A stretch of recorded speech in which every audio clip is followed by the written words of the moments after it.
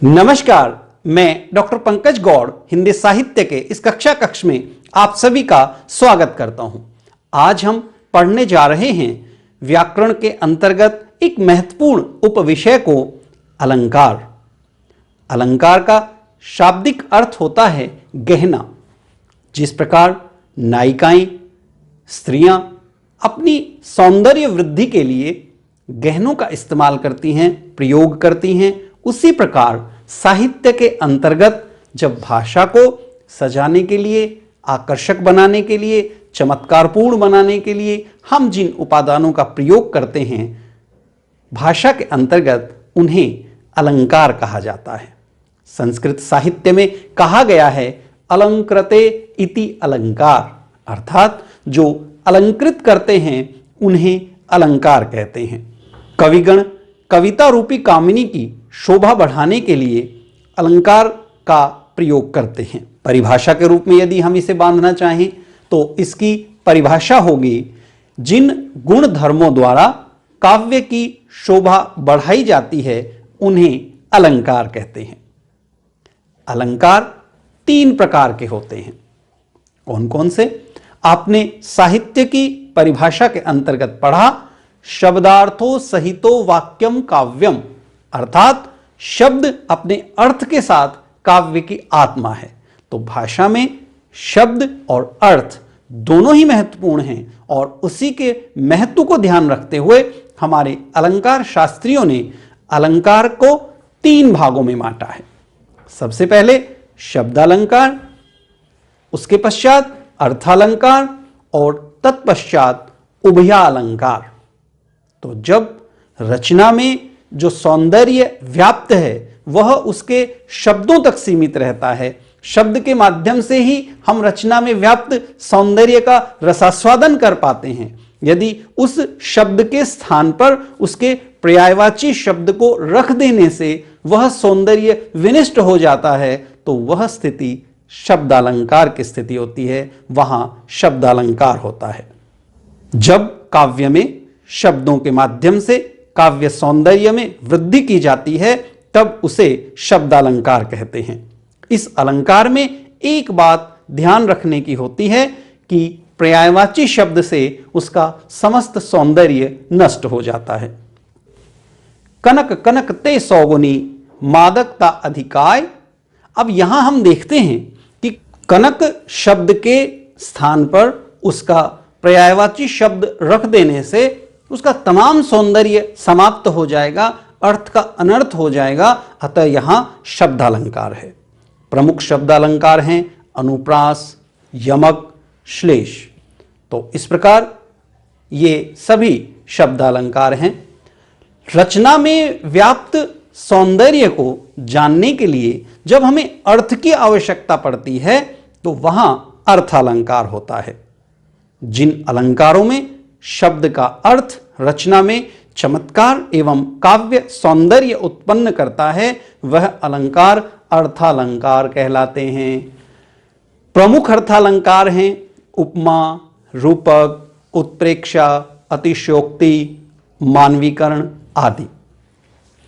तो ये हमने अलंकार के दो प्रकारों के बारे में जाना। तीसरे प्रकार का जो अलंकार का प्रकार है वह है उभयालंकार। उभयालंकार के अंतर्गत काव्य में शब्द और अर्थ दोनों की हमें आवश्यकता होती है।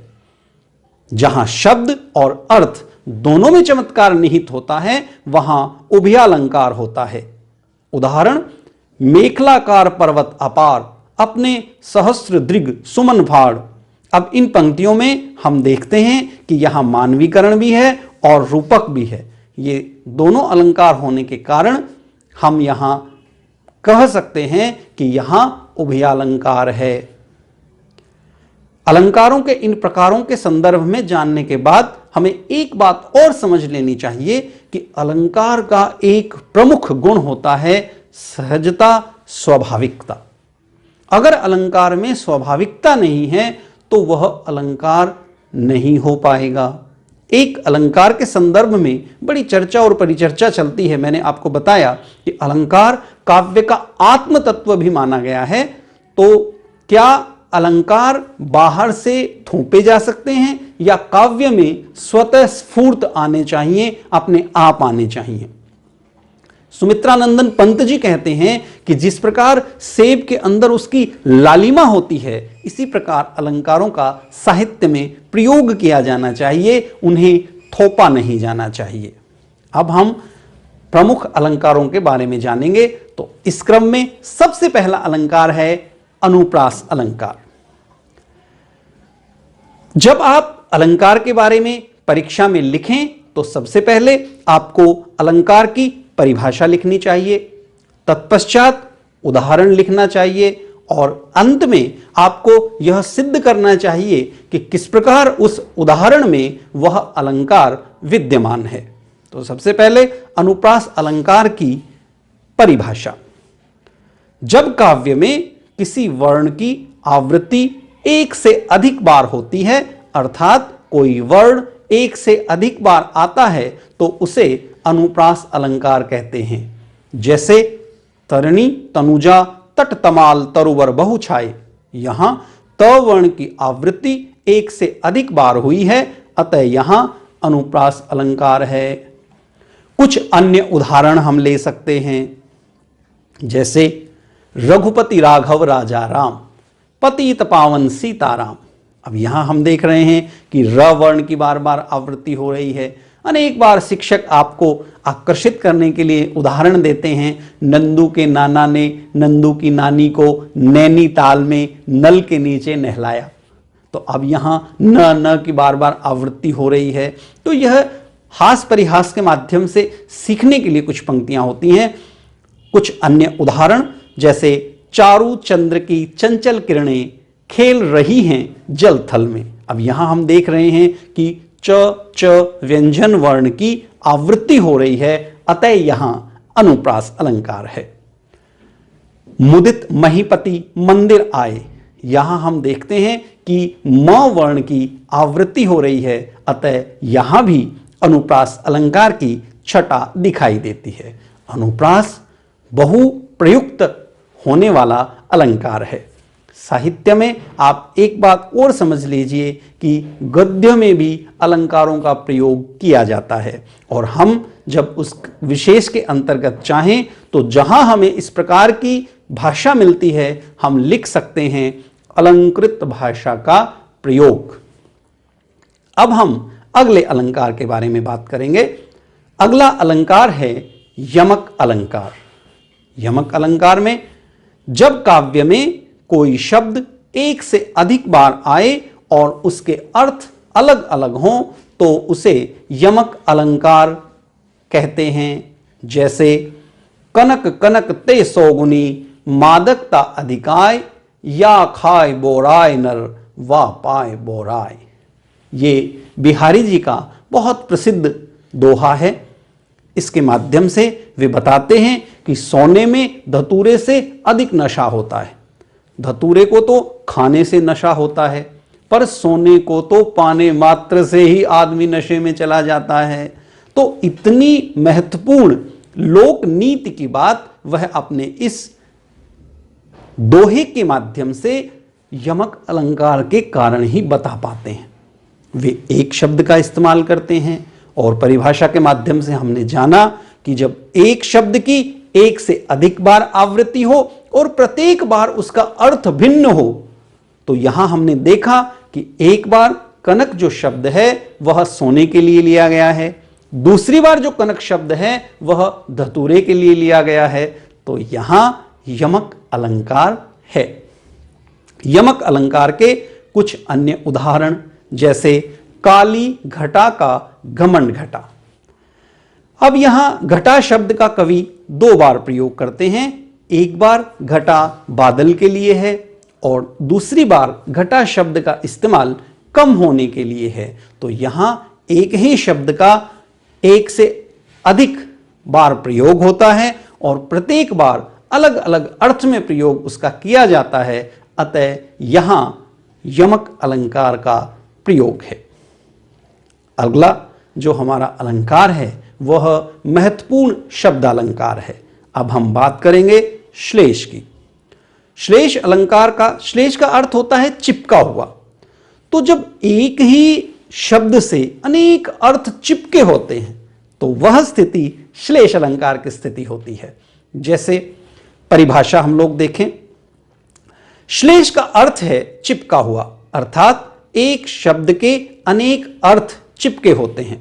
जब काव्य में कोई शब्द एक बार आए और उसके एक से अधिक अर्थ प्रकट हों तो उसे श्लेष अलंकार कहते हैं। जैसे रहीमन पानी राखिए, बिन पानी सब सून, और पानी गए न उबरे, मोती मानुस चून। यहां हम देखते हैं कि कवि एक ही शब्द का इस्तेमाल करते हैं और वह क्या है? पानी। लेकिन उस पानी के अर्थ अनेक हैं। मोती के लिए अलग अर्थ में इस्तेमाल वह होता है, मनुष्य के लिए अलग अर्थ में इस्तेमाल होता है, और आटे के लिए अलग अर्थ में इस्तेमाल होता है। अतः यहां हम देखते हैं कि श्लेष अलंकार है। मोती के लिए वह उसकी आभ और चमक के रूप में इस्तेमाल होता है, मनुष्य के लिए उसकी शर्म और हया के रूप में इस्तेमाल होता है, और जो तीसरी स्थिति है वहां जल के रूप में, पानी के रूप में इस्तेमाल होता है। तो यहां कवि की काव्य कला हमें दिखाई देती है, और इसीलिए रहीम जी का ये दोहा बहुत ही लोकप्रिय है। आज इतने वर्षों के बाद भी यह लोकप्रिय है, क्योंकि यहां इस अलंकार का बहुत ही स्वाभाविक और सहज प्रयोग किया गया है।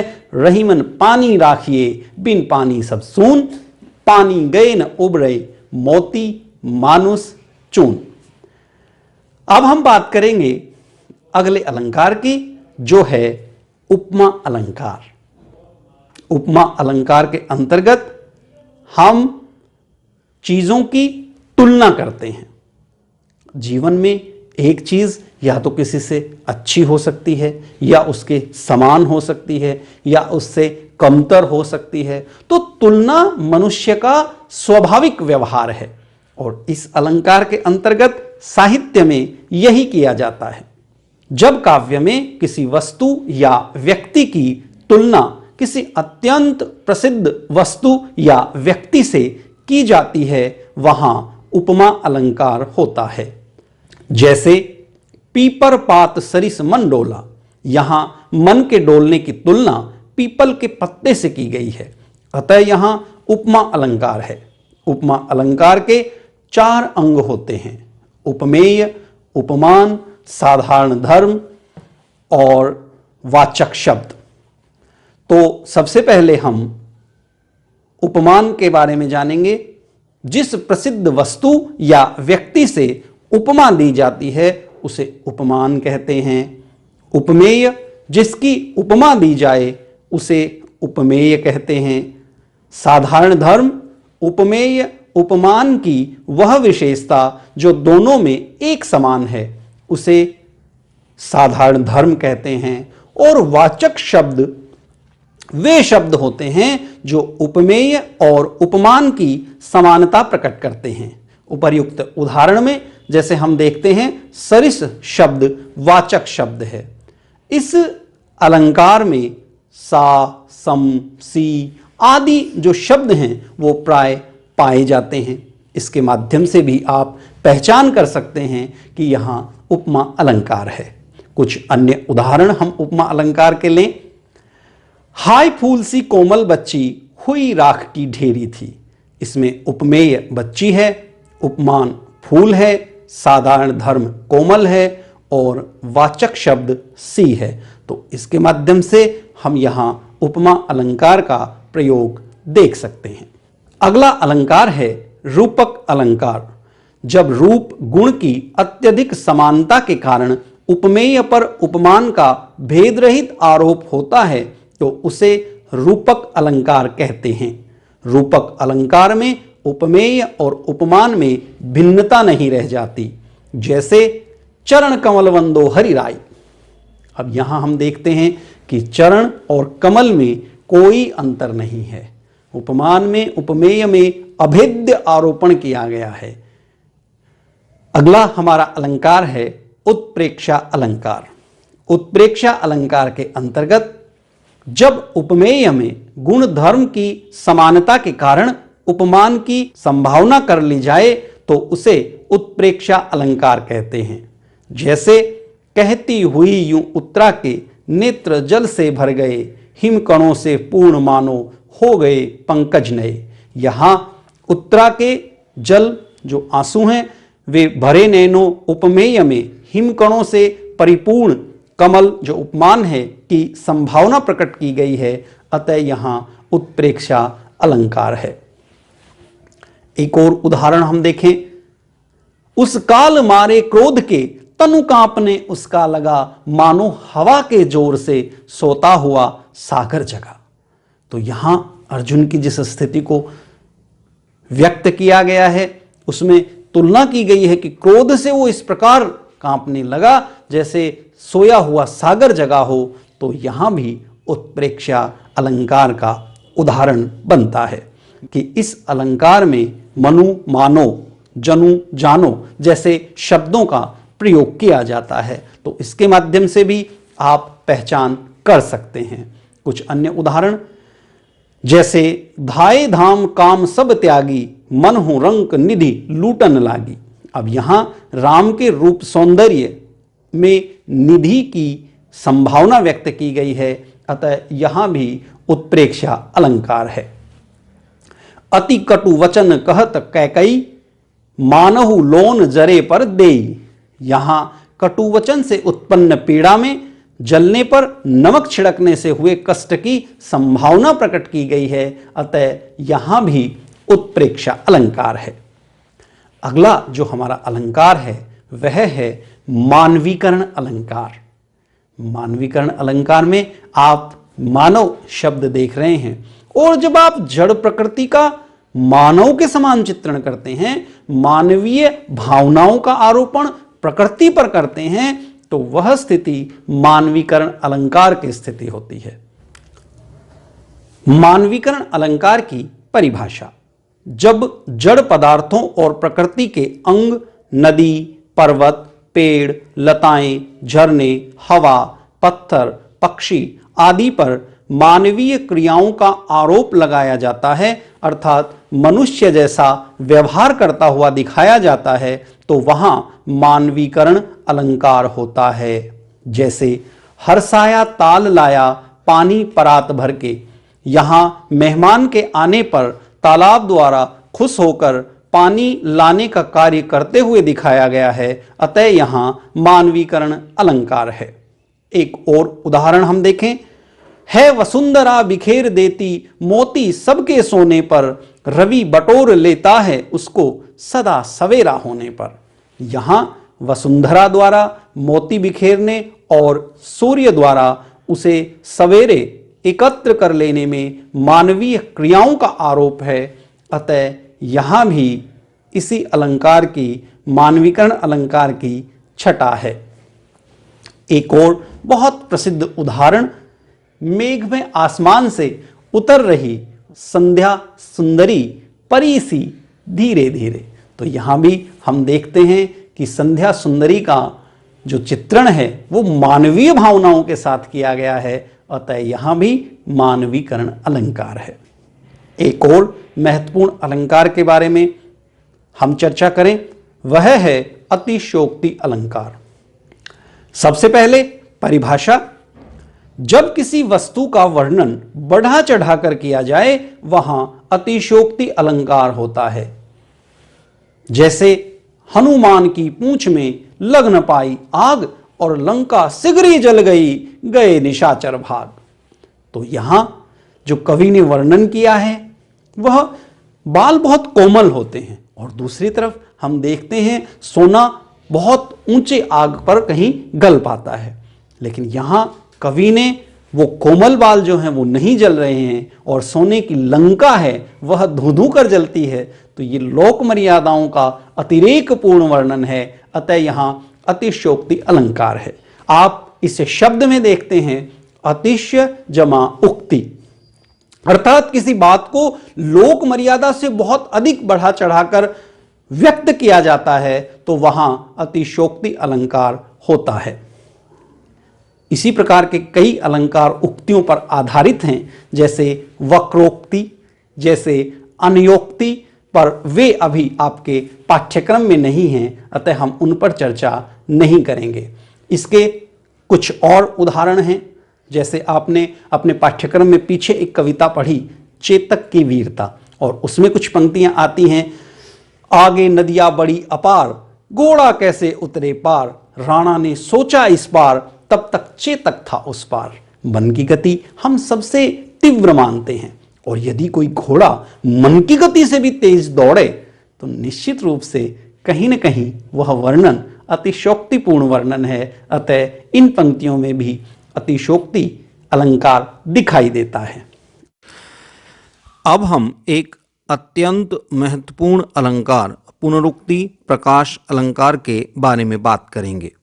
सबसे पहले परिभाषा, जहां एक ही शब्द दो या दो से अधिक बार आता है तथा प्रत्येक बार उस शब्द का अर्थ वही होता है जो पहले था, वहां पुनरुक्ति प्रकाश अलंकार होता है। जैसे मधुर मधुर मेरे दीपक जल। अब यहाँ मधुर मधुर शब्द की एक से अधिक बार आवृत्ति हो रही है, परंतु प्रत्येक बार उसका अर्थ वही है, अतः यहाँ पुनरुक्ति प्रकाश अलंकार है। पुनरुक्ति प्रकाश शब्द में भी आप देख सकते हैं पुनः उक्ति, अर्थात एक ही उक्ति को बार बार प्रयोग किया जाए, उसकी आवृत्ति हो, तो ऐसी स्थिति में पुनरुक्ति प्रकाश अलंकार होता है। अब हम इन विविध अलंकारों का सामूहिक प्रयोग के माध्यम से देखेंगे कि हम अलंकारों के संदर्भ में कितना कुछ जान पाए हैं। तो कुछ उदाहरण, मुदित महीपति मंदिर आए, सेवक सचिव सुमंत बुलाए। तो इन पंक्तियों में कौन सा अलंकार है? हम देख रहे हैं कि म व्यंजन वर्ण की आवृत्ति के कारण यहां अनुप्रास अलंकार है। धूप सा तन दीप सी मैं, यहां उपमा अलंकार है। सा और सी जैसे शब्द पहचान के लिए बताए गए थे और यहां तुलना की गई है, अतः यहां उपमा अलंकार है। वरदे वीणा वादिनी वरदे, यहां व वर्ण की बार बार आवृत्ति हमें दिखाई देती है, अतः यहां अनुप्रास अलंकार की छटा है। मुख बाल रवि समलाल होकर, यहां तुलना की गई है, उपमा अलंकार है। निराला जी की बहुत प्रसिद्ध पंक्तियां, स्नेह निर्झर बह गया रेत ज्यों तन रह गया, तो यहां स्नेह निर्झर में रूपक अलंकार का प्रयोग किया गया है। फूल से कोमल हाथ, तो यहां फूल से जो कोमल हैं उस तुलना के कारण उपमा अलंकार का प्रयोग किया गया है। वह इष्ट देव के मंदिर की पूजा सी, वह दीप शिखासी शांत भाव में लीन, वह टूटे तरन की छूटी लता सी दीन, दलित भारत की विधवा है। तो यहाँ हम देख रहे हैं कि उपमा अलंकार की छटा दिखाई देती है। अगला उदाहरण, सोहत ओढ़े पीतपट श्याम सलोने गात, मनो नीलमणि शैल पर आतप पर्यो प्रभात। यहां हम उत्प्रेक्षा अलंकार देख पा रहे हैं। राम नाम अवलंब बिनु परमारथ की आस, बरसत बारिद बूंद गही चाहत चढ़न आकाश। तो यहां हम देख रहे हैं कि अनुप्रास अलंकार विद्यमान है। बढ़त बढ़त संपत्ति सलिल, मन सरोज बढ़ी जाई, घटत घटत सु न फिरी घटे, बरु समूल कुम्हिलाई। तो यहां रूपक अलंकार व्याप्त है। माला फेरत युग गया फिरा न मन का फेर, कर का मन का डारी दे मन का फेर। तो यहां हम देख रहे हैं कि मन का शब्द का एक से अधिक बार प्रयोग है और प्रत्येक बार उसका अर्थ भिन्न है, अतः यहां यमक अलंकार की छटा दिखाई देती है।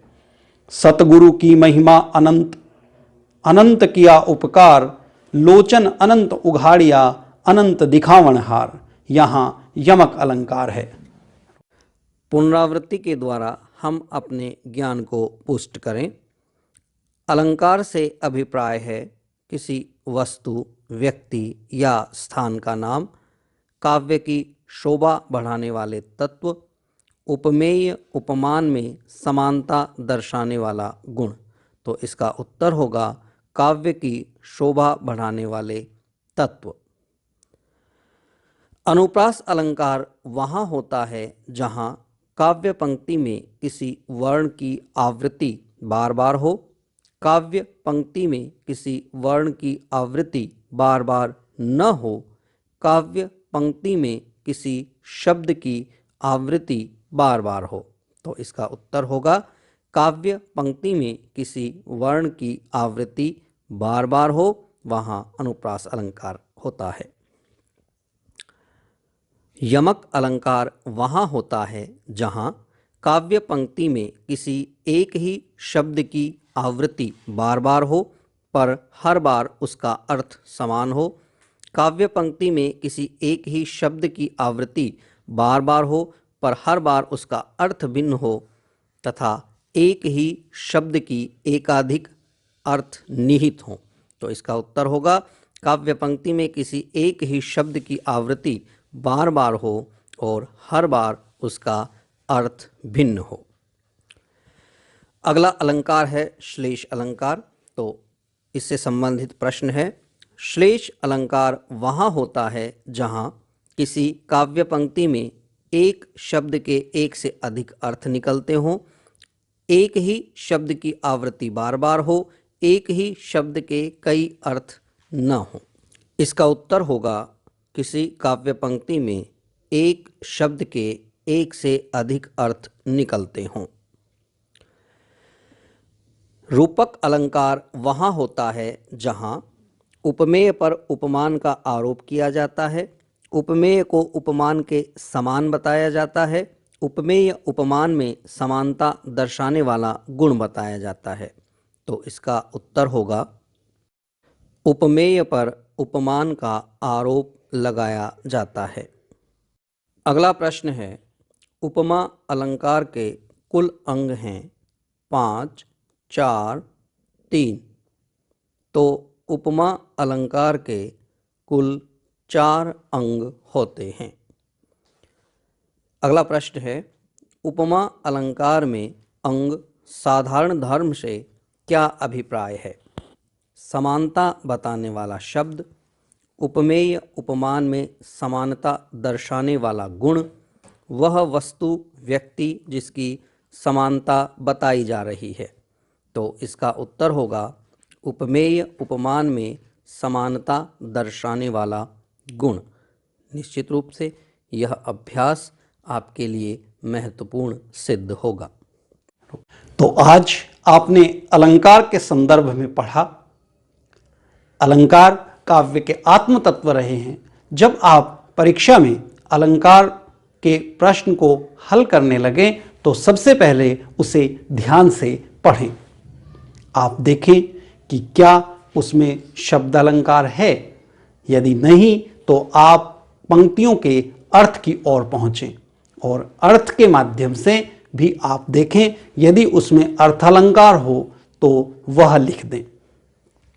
तुलनात्मक रूप से आप यह भी समझ लें कि एक ही पंक्ति में कई बार एक साथ अनेक अलंकार भी पाए जाते हैं। तो ऐसी स्थिति में आप कतई चिंतित ना हों और जो जो अलंकार वहाँ विद्यमान है उनके संदर्भ में लिख दें।